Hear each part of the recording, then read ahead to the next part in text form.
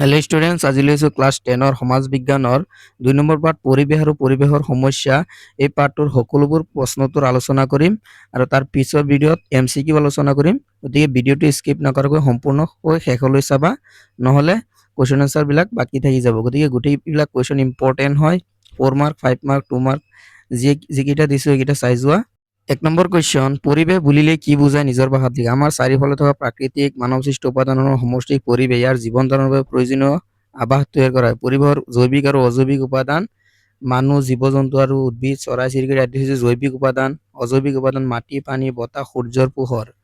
স্থলমণ্ডল বুলিলে কি বুজায় লিখিব দিছে, এইটো চাই যোৱা। স্থলমণ্ডল, তাৰপিছত আছে জলমণ্ডলৰ ভিতৰত কি কি পৰে, এইটো চাই যোৱা। এইকেইটা 2 মাৰ্কৰ কাৰণে হয়, তাৰপিছত চাই যোৱা। তাৰপিছত 5 নম্বৰ কুৱেশ্যন, 5 নম্বৰটো চাই যোৱা। তাৰপিছত আছে তাৰ পিছৰ কুৱেশ্যনবিলাক চাই যোৱা। জীৱমণ্ডলৰ বিস্তৃতি সম্বন্ধে লিখিব দিছে, এইটো 2 মাৰ্কৰ কাৰণে দিছোঁ। তাৰপিছতো আছে পৰিৱেশৰ প্ৰধান মণ্ডল চাৰিটাৰ মাজৰ সম্পৰ্ক, এইটো শ্বৰ্ট হয়, গতিকে তাৰপিছত চাবা। তাৰ পিছৰ কুৱেশ্যনটো চাই যোৱা।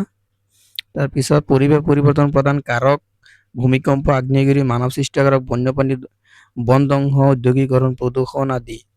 গতিকে তাৰ পিছৰ কেইটা চাই যোৱা। তাৰ পিছৰ কুৱেশ্যন আনচাৰবোৰ, পৰিৱেশৰ সমস্যা মানে কি, এইটো চাই যোৱা। তাৰপিছত ভৌগোলিক দিশৰ পৰা পৰিৱেশৰ সমস্যাসমূহ কি কি, এইটো চাই যোৱা। আৰু পৰিৱেশৰ সমস্যা এইটো চাই যোৱা। মই লং কুৱেশ্যন কেইটা পিছত আলোচনা কৰিম, এই শ্বৰ্ট কেইটা চাই যোৱা আগত, তাৰপিছত আলোচনা কৰিম।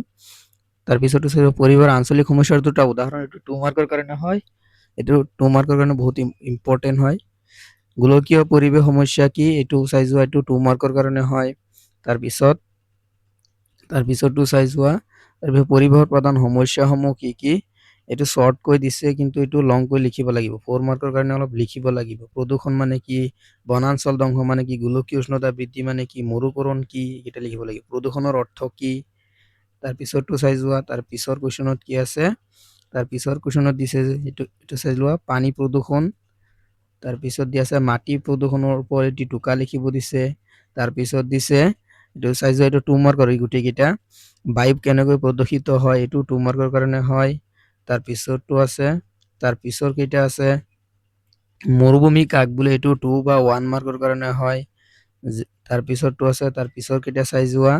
তাৰপিছতো দিয়া আছে মৰুকৰণৰ কাৰণকেইটা বহলাই লিখিব লাগিব। ইয়াৰ পিছৰ কুৱেশ্যনত লং কুৱেশ্যনত বহলাই আলোচনা কৰিম, এইটো শ্বৰ্ট কুৱেশ্যন হয়। মৰুকৰণৰ সমস্যাৰ সমাধান, তাৰপিছত আছে গোলকীয় উষ্ণতা বৃদ্ধি কি, এইটো লাগে, এইটো ইম্পৰ্টেণ্ট আছে।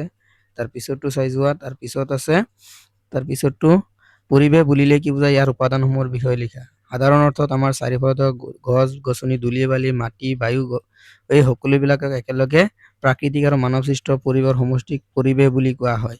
ইয়াৰ উপাদান দুটা, জৈৱিক আৰু অজৈৱিক উপাদান। জৈৱিক উপাদান কাক বোলে, অজৈৱিক উপাদান কাক বোলে, এইটো শিকি ল'বা। তাৰপিছত আছে, তাৰ পিছৰ কুৱেশ্যনটো চাই যোৱা। তাৰপিছত পৰিৱেশৰ বিভিন্ন প্ৰধান মণ্ডলসমূহ চাৰিটাৰ মাজত সম্বন্ধৰ বিষয়ে লিখা, এইটো আছে, চাই যোৱা। এইটো তোমালোকে ইম্পৰ্টেণ্ট কুৱেশ্যন হয়, এইটো চাই যোৱা। এইটো বহুত ইম্পৰ্টেণ্ট, 4 মাৰ্কৰ কাৰণে হয়। চাৰিটা মণ্ডল, স্থলমণ্ডল, জলমণ্ডল, বায়ুমণ্ডল আৰু জীৱমণ্ডল। এই চাৰিটা মণ্ডল এটা আনটোৰ লগত ওতঃপ্ৰোতভাৱে সম্পৰ্ক আৰু নিৰ্ভৰশীল হৈ আছে। আৰু স্থলমণ্ডল কাক বোলে, এইটো চাই যোৱা। জলমণ্ডল কি, এইটো চাই যোৱা। আৰু বায়ুমণ্ডল কি, এইটো চাই যোৱা। তাৰপিছতো আছে জীৱমণ্ডল। এই তিনিটা মণ্ডলৰ মিলন স্থানত জীৱমণ্ডলৰ সৃষ্টি হৈছে, ইয়াৰ কেইটা চাই যোৱা। তাৰ পিছৰ কুৱেশ্যন কি আছে, সামৰণিও দিব লাগিব।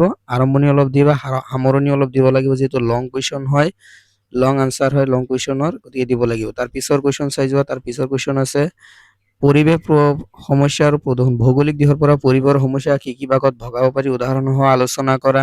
এইটো আছে ভৌগোলিক পৰিসৰ বা বিস্তৃতিৰ ওপৰত নিৰ্ভৰশীল পৰিৱেশৰ সমস্যাক প্ৰধানকৈ 3টা ভাগত ভাগ কৰিব পাৰি। স্থানীয় সমস্যা, যিবোৰ সমস্যা কোনো এটা সৰু বা নিৰ্দিষ্ট ভৌগোলিক অঞ্চলৰ ভিতৰত আবদ্ধ থাকে তাক স্থানীয় সমস্যা বোলে। এইটা উদাহৰণ চাই যোৱা। তাৰপিছত আঞ্চলিক সমস্যা, ৰিজিয়নেল প্ৰব্লেম, যিবোৰ সমস্যাৰ বিস্তৃত এটা ডাঙৰ অঞ্চল বা কেইবাটাও ৰাজ্যব্যাপী হয় তাক আঞ্চলিক সমস্যা বোলে। যেনে বানপানীৰ সমস্যা, ব্ৰহ্মপুত্ৰৰ গৰাখহনীয়া সমস্যা, ডাঙৰ চহৰৰ পানীৰ সংকট। গোলকীয় সমস্যা মানে গোটেই পৃথিৱীলৈ যিটো সমস্যা সৃষ্টি হয়, সেইটো গোলকীয় সমস্যা।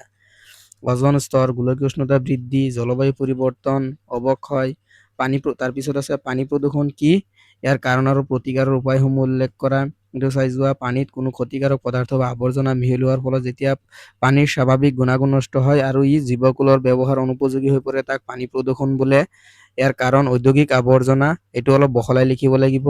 2টা বা 3টা লাইন লিখিব লাগিব। তাৰপিছতো আছে কৃষি কাৰ্য, এইটো 2টা বা 3টা লাইন লিখিব লাগিব, তেতিয়াহে 4 মাৰ্ক সম্পূৰ্ণ কৰি দিব। তাৰপিছত আছে পৌৰসভাৰ আৱৰ্জনা, এইকেইটাও চাব লাগিব। এইটো 2 বা 3 লাইন বা 4 লাইন লিখিব লাগিব।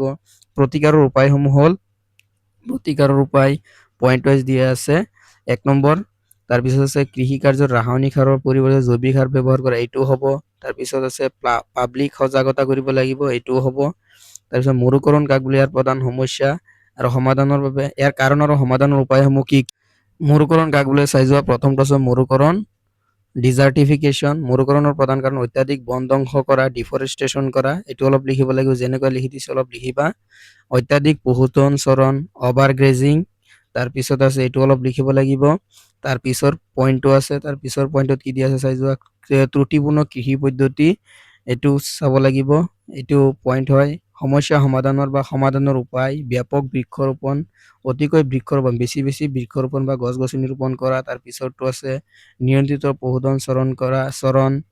তাৰপিছত আছে জলসিঞ্চন পদ্ধতি উন্নত কৰা। গতিকে এইটো লং কুৱেশ্যন হয়। ড্ৰিপ ইৰিগেশ্যনটো লাষ্টৰটো জলসিঞ্চন উন্নতি।